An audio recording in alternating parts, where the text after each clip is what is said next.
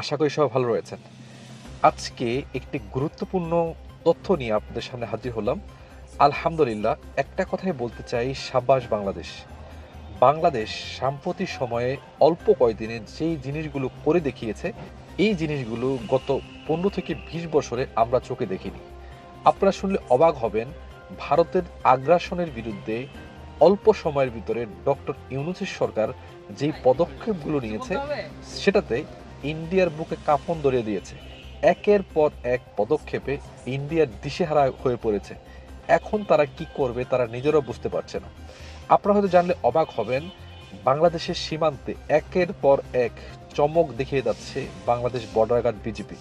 শুধু সেই দিকেই সীমাবদ্ধ নয়, এখন সামনে এমন একটি তথ্য আমার সামনে এসেছে, যেখানে বাংলাদেশের স্বৈরাচার সরকার হাসিনার আমলে করা বাংলাদেশ বিমান বাহিনী ইন্ডিয়াতে এক্সারসাইজ করার কথা ছিল, এবং বাংলাদেশের বিমান সেখানে প্রশিক্ষণ এবং বিভিন্ন রকম শোডাউন দেওয়ার কথা ছিল। কিন্তু সাম্প্রতিক সময়ে এসে এমন একটি তথ্য প্রকাশ হয়েছে, যেখানে বাংলাদেশ বিমান ওখানে যাওয়ার জন্য নিষেধ করেছে এবং তারা যাবে না বলেই সিদ্ধান্ত নিয়েছে।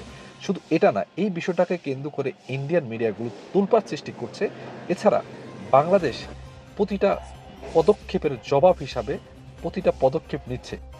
বাংলাদেশ সীমান্তরক্ষীরা ভারতের নাগরিকদের লক্ষ্য করে গুলি ছুড়েছে। চোরাচালান কারবারি যারা ফেন্সিডিল বাংলাদেশে প্রবেশ করাতে চেয়েছিল, বাংলাদেশের বিএসএফের গুলির কারণে তারা প্রবেশ করাতে পারেনি।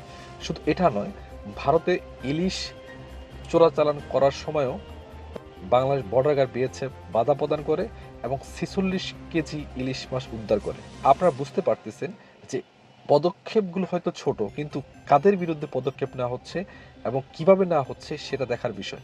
আজকের এই নিউজটা আমার কাছে ভালো লাগার মূল উদ্দেশ্য হলো, বাংলাদেশ যে এখন স্বাধীন একটা দেশ, বাংলাদেশ যে এখন চোখে চোখ রেখে কথা বলতে পারে, বাংলাদেশ যে এখন কারো কাছে পরাধীন নয়, সেই বিষয়টি তুলে ধরা।